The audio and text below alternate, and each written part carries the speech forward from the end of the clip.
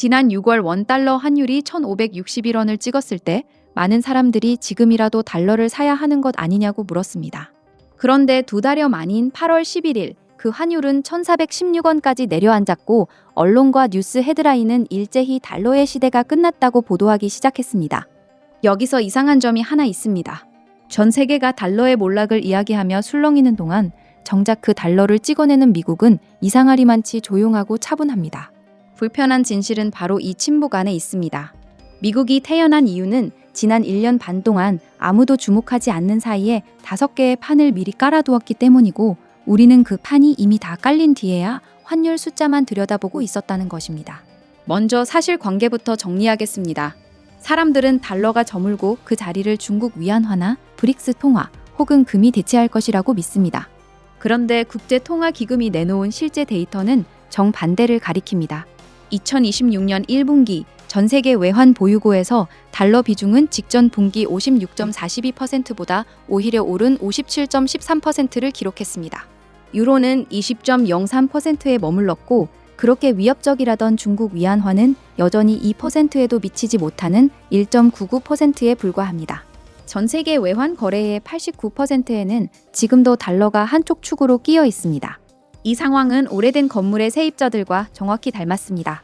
세입자들이 모여서 집주인이 월세를 너무 올린다고 관리비 내역이 수상하다고 성토하고 우리끼리 새 건물을 짓자며 회의를 열고 성명서까지 발표합니다.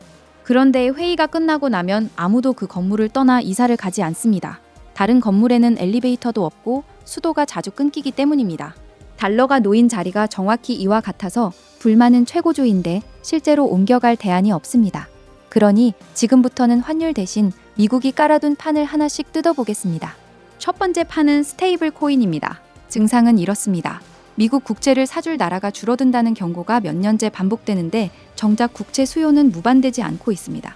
그 답이 2025년 7월 18일 미국에서 대통령 서명을 거쳐 제정된 지니어스 법에 들어 있습니다. 스테이블 코인을 발행할 때 지켜야 할 규칙을 정한 법인데 세부 규정은 아직 다듬어지는 중이고 본격적인 적용은 2027년 1월로 예정되어 있습니다. 그런데도 시장은 이미 그 방향으로 빠르게 움직이고 있습니다. 핵심 조항은 2개입니다. 하나는 발행한 코인 금액의 100%를 현금이나 만기 93일 이하의 미국 국채 같은 초단기 안전자산으로 준비해 두어야 한다는 것입니다. 다른 하나는 코인을 들고 있다는 이유만으로는 사용자에게 이자를 지급할 수 없다는 것입니다. 이 두 줄이 어떤 그림을 만드는지 떠올려 보십시오. 누군가 코인을 살수록 발행사는 그에 상응하는 미국 국채를 대거 사들여야 합니다. 코인을 들고 있는 사람에게는 이자가 한 푼도 가지 않고 그 국채에서 나오는 막대한 이자는 전부 발행 회사가 챙깁니다. 미국 입장에서는 전 세계의 국채 영업사원을 공짜로 고용해둔 셈이고 그 영업사원의 월급은 미국이 아니라 코인 회사가 알아서 충당하며 미국은 계약서와 국채 수요만 가져갑니다. 숫자로 보면 전 세계 스테이블 코인 규모는 약 3,200억 달러, 우리 돈으로 약 450조 원에 달합니다. 이 가운데 대표 발행사인 테더가 최근 공시 기준으로 들고 있는 미국 국채만 약 1,400억 달러이고 이를 국가별 순위에 줄 세우면 세계 17위권에 해당합니다. 대한민국이 수십 년 동안 무역을 악착같이 해서 쌓아 올린 미국 국채보다 코인 회사 단 한 곳이 들고 있는 미국 국채가 더 많다는 뜻입니다. 아프리카의 송금, 남미의 인플레이션 회피, 동남아의 결제 현장에서 사람들은 자국 통화나 위안화 대신 가장 편하다는 이유로 테더를 집어듭니다. 물론 이 시장이 직선으로만 커진 것은 아닙니다. 이자를 주지 않는 특성 때문에 금리가 붙는 토큰화 국채 쪽으로 자금이 일부 옮겨가면서 2026년 5월 중순 이후 규모가 일시적으로 쪼그라들기도 했습니다. 다만 돈이 어느 쪽으로 움직이든 결국 미국 국채로 흘러 들어간다는 점에서 이 판 자체는 흔들리지 않습니다. 개인이 여기서 챙길 실마리는 분명합니다. 달러 수요가 무역 결제에서만 나온다는 낡은 그림을 버리고 결제 인프라 자체에 달러가 심어지고 있다는 전제 위에서 자기 자산을 배치해야 합니다. 두 번째 판으로 넘어가겠습니다. 규칙이 흐릿한 경기장에는 큰 돈이 들어오지 않는다는 문제입니다. 비트코인이나 이더리움 같은 디지털 자산을 주식처럼 증권거래위원회가 관리할 것인지 원유나 밀 같은 상품처럼 상품선물거래위원회가 관리할 것인지 선을 그어주는 법안이 클래리티 법입니다. 주식이냐 상품이냐에 따라 감독기관과 공시 의무, 거래 방식이 통째로 달라지기 때문에 이 선을 긋는 일은 기관 자금이 본격적으로 들어오기 위한 핵심 관문으로 꼽혀왔습니다. 이 법은 2025년 7월 하원을 초당적으로 통과했고 상원은행위원회를 거쳐 본안에 올랐지만 2026년 8월 현재 상원에서 토론 종결 동의안이 제출된 뒤 표결 없이 그대로 휴회에 들어갔습니다. 멈춰선 이유는 여러 갈래로 얽혀 있습니다. 현직 대통령을 포함한 정부 고위직의 코인 사업 이해관계를 어디까지 제한할 것이냐를 두고 여야가 팽팽하게 맞섰고 자금 세탁 방지 규정과 스테이블 코인 보상 문제, 지역은행 예금 유출 우려까지 겹쳤습니다. 상원 통과에 필요한 60석을 확보하지 못하면서 연내 통과 확률은 급격히 주저앉았습니다. 그래서 지금 미국 코인 시장을 지탱하는 규칙은 연초 이후 증권거래위원회와 상품선물거래위원회가 내놓은 행정 지침뿐입니다. 자동차가 임시 번호판을 달고 도로를 달리는 것과 같아서 주행 자체는 가능하지만 다음 담당자의 서명 한 번으로 언제든 회수될 수 있는 구조입니다. 그래서 묻고 싶습니다. 임시 번호판을 단 시장에 여러분은 지금 돈을 넣겠습니까? 아니면 정식 번호판이 나올 때까지 기다리겠습니까? 자신의 기준을 댓글로 남겨주시면 다음 편을 만들 때 참고하겠습니다.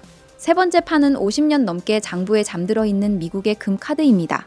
미국 정부의 공식 회계 장부를 열어보면 금 1온스의 가격이 1973년에 법으로 정해진 42달러 22센트로 지금까지 고정되어 있습니다. 오늘날 시장에서 금 1온스가 4,300달러, 우리 돈으로 약 610만 원을 넘는 것과 비교하면 무려 100배 차이입니다. 미국 재무부가 보유한 금은 2억 6,150만 트로이 온스, 약 8,133톤으로 세계 1위이며 2위인 독일의 2배가 넘습니다. 이 금이 장부에는 110억 달러, 약 15조 원으로 적혀 있지만 현재 시장 가격으로 계산하면 1조 달러, 약 1,400조 원을 훌쩍 넘습니다. 미국의 국가 부채가 39조 6,800억 달러를 넘어섰고 연간 이자만 1조 달러에 육박하는 상황에서 장부에 잠들어 있는 이 1조 달러는 대단히 매력적인 카드입니다. 금을 실제로 팔지 않고 법으로 정한 가격을 시장 가격 근처로 재평가하기만 해도 재무부가 연준에 맡겨둔 금 증서의 가치가 폭등하면서 재무부의 현금 여력이 크게 늘어납니다. 재무부 장관은 금 재평가 계획을 일관되게 부인하고 있지만 1조 달러가 넘는 금을 쥐고 있다는 사실 자체는 공식적으로 확인하고 있습니다. 카드는 쥐고 있고 갖고 있다는 것도 인정하면서 아직은 쓰지 않겠다고 버티는 모양새입니다. 그 틈을 타 전 세계 중앙은행들은 금을 무더기로 쓸어 담고 있고 유럽 중앙은행 통계 기준으로는 준비 자산에서 금의 비중이 미국 국채를 제치기까지 했습니다. 달러 옆에 금이라는 보험을 드는 흐름이 이미 국가 단위에서 진행되고 있다는 신호입니다. 네 번째 판은 비트코인 준비금입니다. 2025년 3월 대통령 행정명령으로 전략 비트코인 준비금이 만들어졌는데 연방정부가 범죄 수사와 몰수 과정에서 확보한 비트코인을 재무부 아래 한 곳에 모아 팔지 않고 보관한다는 전략입니다. 여기서 중요한 것은 확보 방식입니다. 이 비트코인은 세금을 풀어 공개 시장에서 사들인 것이 아니라 어디까지나 압수 과정에서 들어온 물품이며 정부가 직접 돈을 주고 매입하겠다는 계획은 공식적으로 부인된 상태입니다. 현재 미국 정부는 약 32만 8천 개의 비트코인을 보유해 국가 단위로는 세계 최대 보유국이지만 관련 매입 법안들은 상원위원회에 계류 중이고 비트코인 가격도 최고점 대비 절반 수준으로 내려앉았습니다. 그럼에도 원가가 압수품이라 사실상 0에 가깝기 때문에 가격이 오르면 거대한 자산이 되고 오르지 않아도 손해볼 것이 없는 구조입니다. 납세자에게 재정적 부담을 주지 않는 예산 중립적 방식이라는 명분까지 갖췄기 때문에 정치적으로 공격받을 여지도 상대적으로 작습니다. 다섯 번째 판은 간판을 걸지 않은 지분 확보입니다. 미국은 정식 국부펀드를 설립하려다 법률적, 재정적 문제와 의회 입법 절차의 벽에 부딪혀 출범시키지 못했고 행정부 인사들도 정식 국부펀드가 아니라고 선을 긋고 있습니다. 그런데 수면 아래의 실제 거래를 보면 전혀 다른 그림이 나옵니다. 미국 정부는 2026년 7월까지 약 267억 달러, 우리 돈 약 38조 원 규모의 지분성 거래 30건을 추진했습니다. 인텔의 지분 약 10%를 확보해 최대 단일 주주가 되었고 히토류 기업인 MP 머티리얼스와 미국 내 희소 광물 기업에는 국방부와 상무부가 자금을 넣고 전한 우선주와 워런트를 통해 10에서 15%의 지분을 확보하며 최대 주주 자리를 꿰찼습니다. 백악관 고위 인사는 이를 두고 국부 펀드의 계약금이라고 표현했습니다. 정식 간판을 걸고 하나의 펀드로 움직이는 대신 국방부와 상무부가 기존 권한을 총동원해 반도체와 히토류, 방산 소재 같은 핵심 전략 산업의 지분을 따로따로 사 모으는 방식입니다. 문제는 이 방대한 자금 흐름을 한눈에 보여주는 통합 장부도 전담 감시기구도 없다는 점입니다. 여기까지가 판이라면 이제 그 판의 약한 고리를 봐야 합니다.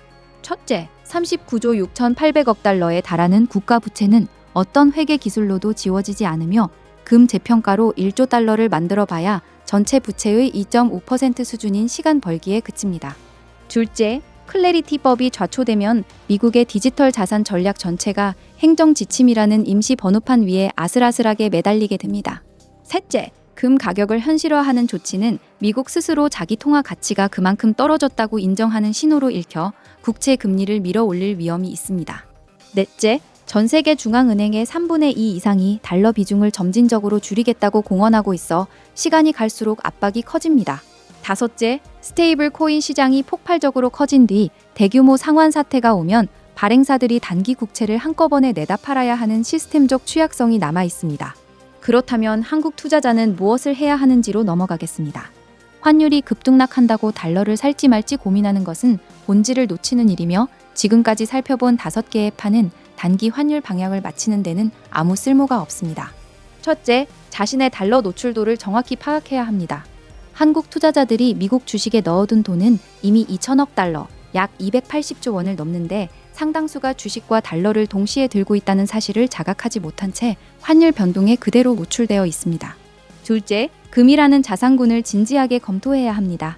전 세계 중앙은행의 압도적 다수가 금 보유를 늘리겠다고 응답하는 동안 대다수 한국 개인 투자자의 포트폴리오에서 금 비중은 0에 가깝습니다.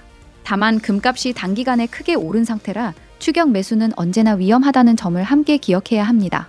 셋째, 종목보다 계좌를 먼저 정리해야 합니다.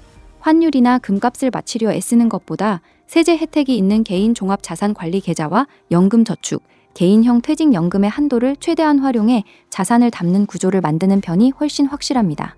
그리고 지금 한국 국회에서는 원화 스테이블 코인 도입을 담은 디지털 자산 기본법이 논의되고 있습니다.